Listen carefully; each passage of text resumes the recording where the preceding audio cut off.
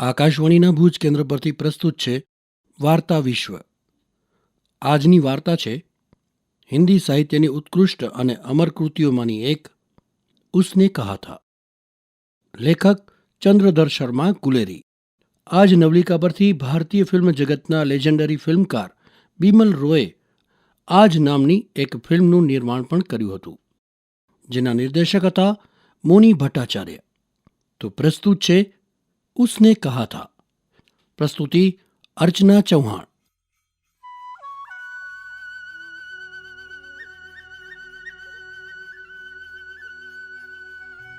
बड़े बड़े शहरों के इक्के गाड़ी वालों की जबान के कोड़ों से जिनकी पीठ छिल गई है और कान पक गए हैं, उनसे हमारी प्रार्थना है कि अमृतसर के बम्बू काट वालों की बोली का मरहम लगाएं. जबकि बड़े शहरों की चौड़ी सड़कों पर घोड़े की पीठ को चाबुक से धुनते हुए इक्के वाले कभी राह चलते पैदलों की आंखों के ना होने पर तरस खाते हैं, कभी उनके पैरों की उंगलियों के पोरों को चीथकर अपने ही को सताया हुआ बताते हैं और संसार भर की ग्लानि और क्षोभ के अवतार बने नाक की सीध चले जाते हैं. तब अमृतसर में उनकी बिरादरी वाले तंग चक्करदार गलियों में हर एक लड्डी वाले के लिए ठहर कर सब्र का समुद्र उमड़ा कर, बच्चों खालसा जी, हटो भाई जी, ओ ठहरना भाई, आने दो लाला जी, हटो बाछा, कहते हुए सफेद फेंटों, खच्चरों और बतकों, गन्ने और खोमचे और भारे वालों के जंगल से राह खेते हैं. क्या मजाल है कि जी और साहब बिना सुने किसी को हटना पड़े. ये बात नहीं कि इनकी जीभ चलती ही नहीं, चलती है, पर मीठी छुरी की तरह महीन मार करती हुई. यदि कोई बुढ़िया बार बार चिटौनी देने पर भी लीक से नहीं हटती, तो इनकी वचनावली के ये नमूने हैं. ओ हट जा जीने जोगिए, ओ हट जा कर्मा वालिए, हट जा पुत्ता प्यारिए, बच जा लंबी वालिए. समष्टि में इनका अर्थ है तू जीने योग्य है, तू भाग्यों वाली है, पुत्रों को प्यारी है, लंबी उम्र तेरे सामने है, तू क्यों मेरे पहियों के नीचे आना चाहती है, बच जा. ऐसे बंबू काट वालों के बीच में से होकर एक लड़का और एक लड़की चौक की दुकान पर आ मिले. उसके बालों और इसके ढीले सूथने से जान पड़ता था कि दोनों सिख हैं. वो अपने मामा के केश धोने के लिए दही लेने आया था और ये रसोई के लिए बड़ियां. दुकानदार एक परदेसी से गुथ रहा था जो शेर भर गीले पापड़ों की गड्डी गिने बिना हटता न था.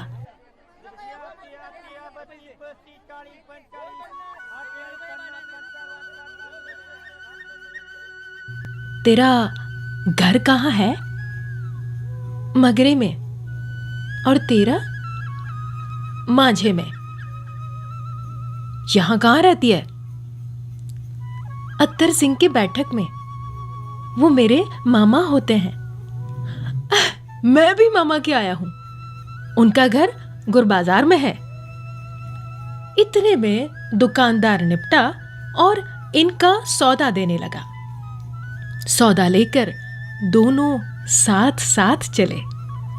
कुछ दूर जाकर लड़के ने मुस्कुराकर पूछा, तेरी कुड़माई हो गई? इस पर लड़की कुछ आंखें चढ़ाकर धत कहकर दौड़ गई और लड़का मुंह देखता रह गया. दूसरे दिन, तीसरे दिन सब्जी वाले के यहाँ, दूध वाले के यहाँ अकस्मात दोनों मिल जाते. महीना भर यही हाल रहा. 2-3 बार लड़के ने फिर पूछा, तेरी कुड़माई हो गई? उत्तर में वही मिला, धत. एक दिन जब फिर लड़के ने वैसी ही हंसी में चिढ़ाने के लिए पूछा तो लड़की लड़के की संभावना से विरुद्ध बोली, हाँ, हो गई।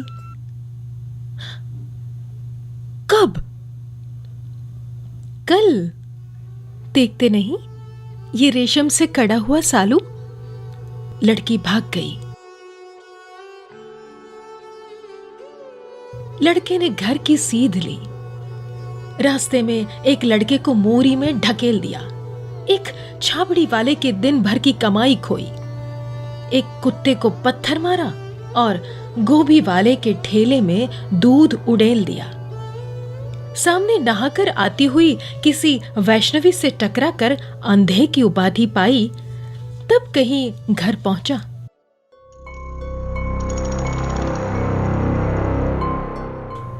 होश में आओ, कयामत आई है और लप्टन साहब की वर्दी पहनकर आई है। क्या? लप्टन साहब या तो मारे गए हैं या कैद हो गए हैं। उनकी वर्दी पहनकर कोई जर्मन आया है। सूबेदार ने उसका मुंह नहीं देखा, मैंने देखा है और बातें की है। सौरा साफ उर्दू बोलता है, पर किताबी उर्दू, और मुझे पीने को सिगरेट दिया है। तो अब मारे गए। धोखा है। सूबेदार कीचड़ में चक्कर काटते फिरेंगे और यहाँ खाई पर गावा होगा, उधर उन पर खुले में गावा होगा। उठो, एक काम करो, पलटन में पैरों के निशान देखते देखते दौड़ जाओ। अभी बहुत दूर न गए होंगे। सूबेदार से कहो कि एकदम लौट आए। खंदक की बात झूठ है।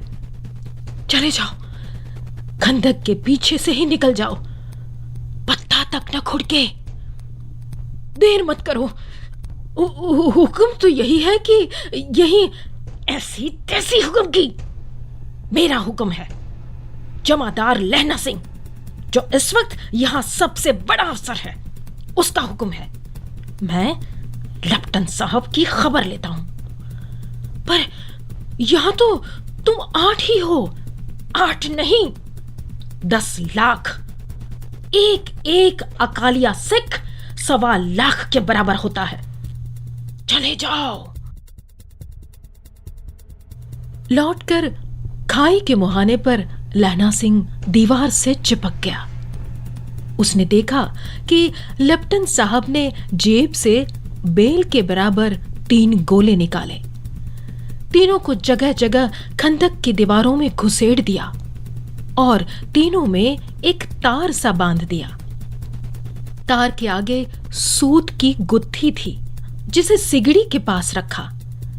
बाहर की तरफ जाकर एक दिया सलाई जलाकर गुत्थी रखने, बिजली की तरह दोनों हाथों से उल्टी बंदूक को उठाकर लहना सिंह ने साहब की कोहनी पर तान कर दे मारा।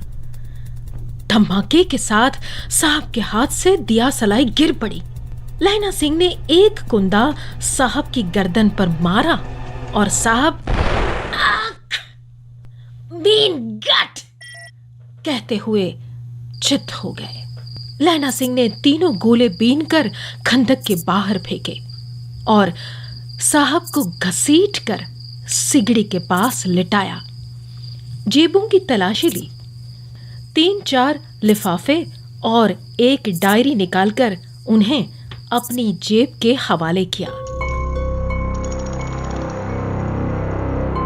साहब की मूर्छा हटी।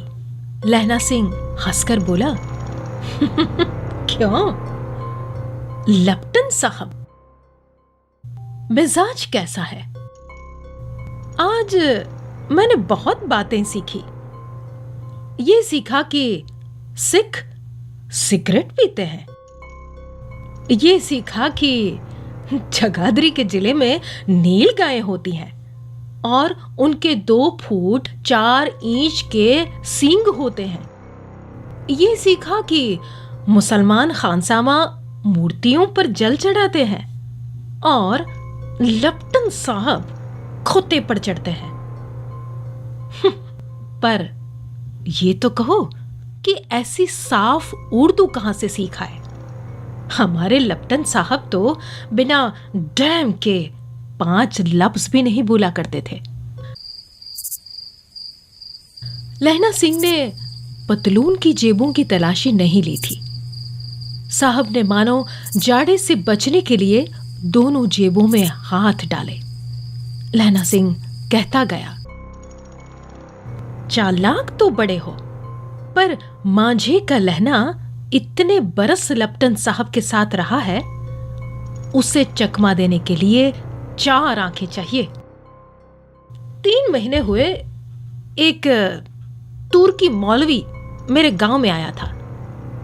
औरतों को बच्चे होने का तावीज बांटता था और बच्चों को दवाई देता था। चौधरी के बड़ के नीचे मंजा बिछाकर हुक्का पीता रहता था और कहता था कि जर्मनी वाले बड़े पंडित हैं, वेद पढ़ पढ़ कर उसमें से विमान चलाने की विद्या जान गए हैं। गौ को नहीं मारते, हिंदुस्तान में आ जाएंगे तो गौ हत्या बंद कर देंगे। मंडी के बनियों को बहकाता था कि डाक खाने से रुपए निकाल लो, सरकार का राज्य आने वाला है। डाक बाबू पोलू राम भी डर गया था। मैंने मुल्ला की दाढ़ी मूंद दी थी और गांव से बाहर निकालकर कहा था कि जो मेरे गांव में अब पैर रखा तो साहब की जेब में से पिस्तौल चला और लहना की जांघ में गोली लगी। इधर लहना की हेनरी मार्टिन के 2 फायरों ने साहब की कपाल क्रिया कर दी। धड़ाका सुनकर सब दौड़ आए। बूढ़ा चिल्लाया, क्या है? लहना ने उसे तो यह कहकर सुला दिया कि एक हड़का कुत्ता आया था, मार दिया, और औरों से सब हाल कह दिया। बंदूकें लेकर सब तैयार हो गए। लहना ने साफा फाड़कर घाव के दोनों तरफ पट्टियां कस कर बांधी। घाव मांस में ही था। पट्टियों के कसने से लहू बंद हो गया। इतने में 70 जर्मन चिल्लाकर खाई में घुस पड़े। सिखों की बंदूकों की बाढ़ ने पहले घावे को रोका, दूसरे को रोका, पर यहां ये थे 8 और वे 70। लहना सिंह तक तक कर मार रहा था।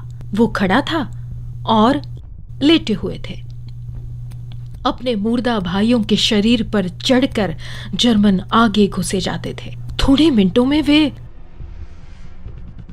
अचानक आवाज आई, वाहेगुरु जी की फतेह, वाहेगुरु जी का खालसा, और धड़ाधड़ बंदूकों के फायर जर्मनों की पीठ पर पड़ने लगे। ऐन मौके पर जर्मन 2 चक्कों के पाटों के बीच में आ गए। पीछे से सूबेदार हजारा सिंह के जवान आग बरसाते थे और सामने से लहना सिंह और साथियों के संगीन चल रहे थे। पास आने पर पीछे वालों ने भी संगीन पिरोना शुरू कर दिया। एक किलकारी और, अकाल सिखां दी फौज आई, वाहेगुरु जी दी फतेह, वाहेगुरु जी दा खालसा, सत श्री अकाल, और लड़ाई खत्म हो गई। 63 जर्मन या तो खेत रहे थे या कराह रहे थे। सिखों में 15 के प्राण गए। सूबेदार के दाहिने कंधे में से गोली आर पार निकल गई। लहना सिंह की पसली में एक गोली लगी। उसने घाव को खंदक की गीली मिट्टी से पूर लिया और बाकी का साफा कसकर कमरबंद की तरह लपेट लिया। किसी को खबर नहीं हुई कि लहना के दूसरा घाव, भारी घाव लगा है।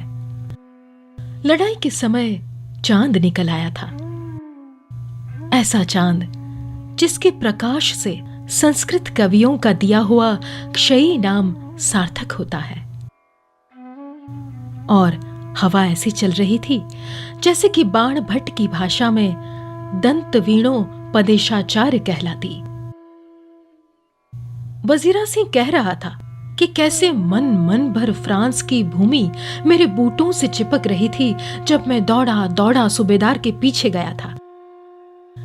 सूबेदार लहनासी से सारा हाल सुन और कागजात पाकर उसकी तुरंत बुद्धि को सराह रहे थे और कह रहे थे कि तू न होता तो आज सारे मारे जाते।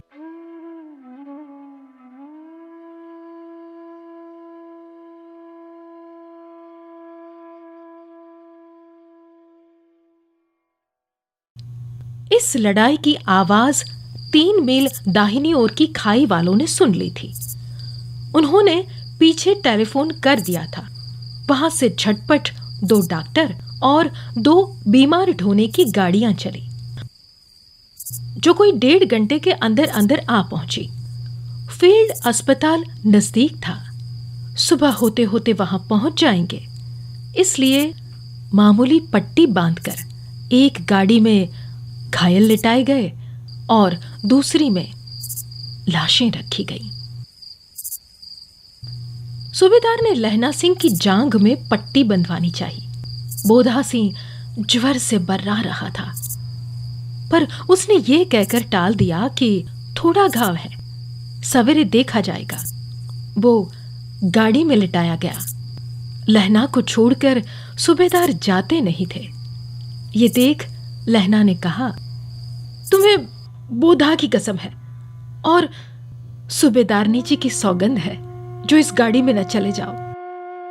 और तुम मेरे लिए वहां पहुंचकर गाड़ी भेज देना, और जर्मन मुर्दों के लिए भी तो गाड़ियां आती होंगी। मेरा हाल बुरा नहीं है, देखते नहीं मैं खड़ा हूं। ये वजीरा सिंह मेरे पास है ही। अच्छा, पर बोधा गाड़ी पर लेट गया, भला आप भी चढ़ जाओ। सुनिए तो, सूबेदार ने होरा को चिट्ठी लिखो तो मेरा मत्था टेकना लिख देना, और जब घर जाओ तो कह देना मुझसे जो उन्होंने कहा था वो मैंने कर दिया। गाड़ियां चल पड़ी थीं। सूबेदार ने चढ़ते चढ़ते लहना का हाथ पकड़कर कहा, तूने मेरे और बोधा के प्राण बचाए हैं। लिखना कैसा, साथ ही घर चलेंगे। अपनी सूबेदारनी से तू ही कह देना। उसने क्या कहा था? अब आप गाड़ी चढ़ जाओ। मैंने जो कहा वो लिख देना और कह भी देना। गाड़ी के जाते ही लहना लेट गया। वजीरा, पानी पिला दे और मेरा कमरबंद खोल दे, टर हो रहा है।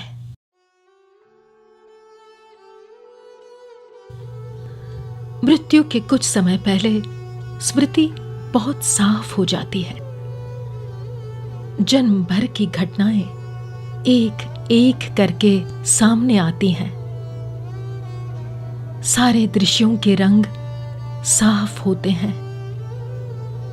समय की धुंध बिल्कुल उन पर से हट जाती है। लहना सिंह 12 वर्ष का है। अमृतसर में मामा के यहां आया हुआ है। दही वाले के यहां, सब्जी वाले के यहां, हर कहीं उसे 8 साल की लड़की मिल जाती है। जब वो पूछता है कि तेरी कुड़माई हो गई, तब वो दत्त कहकर भाग जाती है। एक दिन उसने वैसे ही पूछा तो उसने कहा, हाँ कल हो गई। देखते नहीं ये रेशम के फूलों वाला सालू। ये सुनते ही लहना सिंह को दुख हुआ, क्रोध हुआ। क्यों हुआ? वजीरा सी,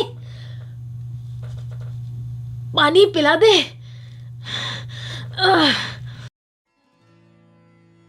25 वर्ष बीत गए। अब लैना सिंह नंबर 77 राइफल्स में जमादार हो गया है। उस 8 वर्ष की कन्या का ध्यान ही न रहा। न मालूम कभी मिली थी या नहीं। 7 दिन की छुट्टी लेकर जमीन के मुकदमे की पैरवी करने वो घर गया। वहां रेजिमेंट के अफसर की चिट्ठी मिली, फौरन चले आओ। साथ ही सूबेदार हजारा सिंह की चिट्ठी मिली कि मैं और बोधा सिंह भी लाम पर जाते हैं, लौटते हुए हमारे घर होते जाना, साथ चलेंगे।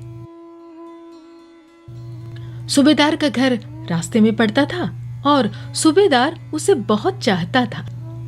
लैना सिंह सूबेदार के यहां पहुंचा। जब चलने लगे तब सूबेदार बेड़े में निकलकर आया। बोला, लैना सिंह, सूबेदारनी तुमको जानती है? बुलाती है, जा मिला। लैना सिंह भीतर पहुंचा। सूबेदारनी मुझे जानती है? कब से? रेजिमेंट के क्वार्टरों में तो कभी सूबेदार के घर के लोग रहे नहीं। दरवाजे पर जाकर मत्था टेकना कहा। असीस सुनी। लैना सिंह चुप। मुझे पहचाना? नहीं। तेरी कुड़माई हो गई? धत, कल हो गई। देखते नहीं, रेशमी बूटों वाला सालू अमृतसर में। भावों की टकराहट से मूर्छा खुली, करवट बदली, पसली का घाव बह निकला। वजीरा सी, पानी पिला, पानी।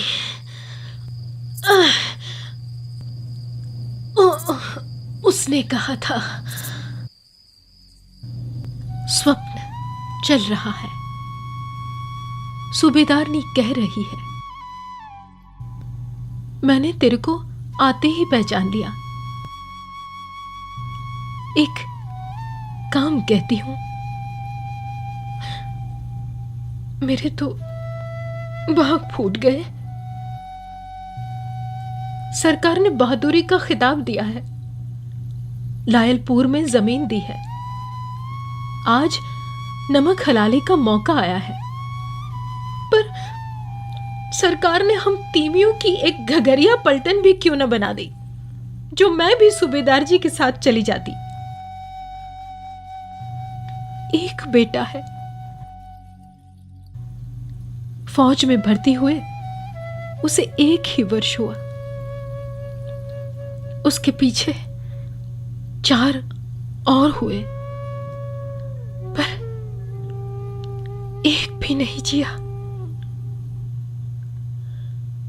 सूबेदारनी रोने लगी। अब दोनों जाते हैं। मेरे भाग।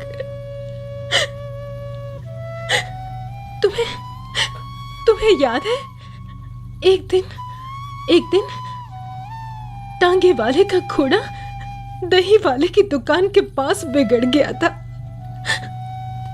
तुमने उस दिन मेरे प्राण बचाए थे। आप घोड़ों की लातों पर चले गए थे और मुझे उठाकर दुकान के तख्त के पास खड़ा कर दिया था।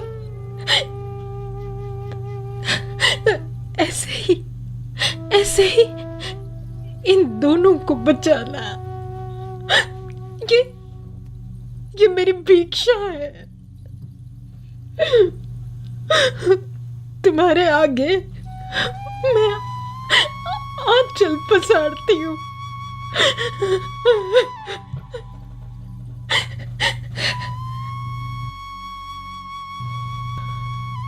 रोती रोती सूबेदारनी ओबरी में चली गई। लैना सिंह भी आंसू पोंछता हुआ बाहर आया। वजीरा सिंह, पानी पानी पिला। उसने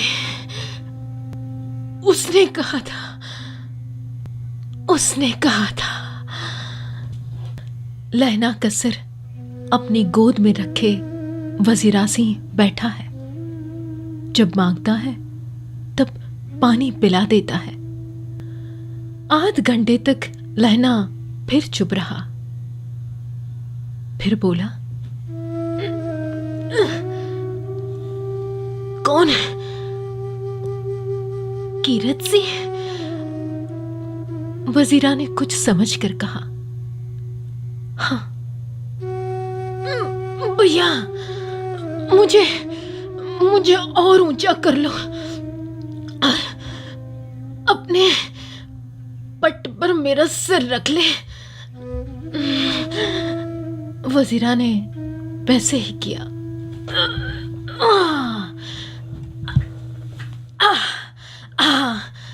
अब ठीक है। पानी पिला दे।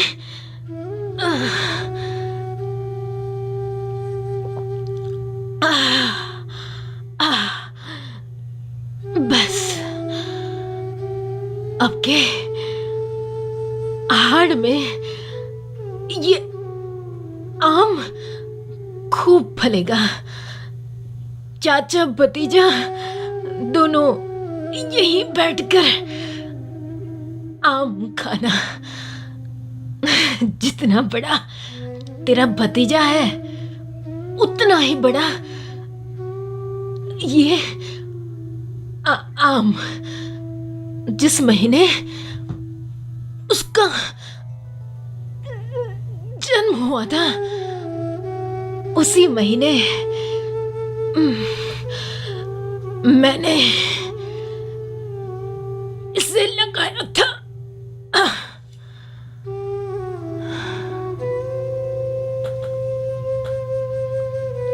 वजीरा सिंह के आंसू टप टप टपक रहे थे।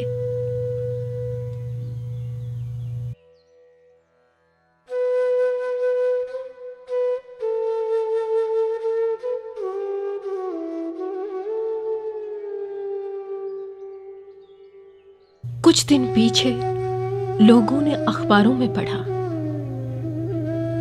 फ्रांस और बेल्जियम 67वीं सूची।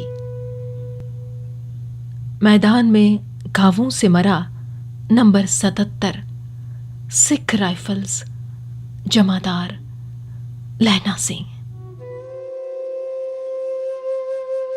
उसने कहा था। आहती આજની વાર્તા, લેખન ચંદ્રધર શર્મા ગુલેરી, પઠન અર્ચના ચૌહાણ, પ્રસારણ આકાશવાણીના ભુજ કેન્દ્ર પરથી કરવામાં આવ્યું.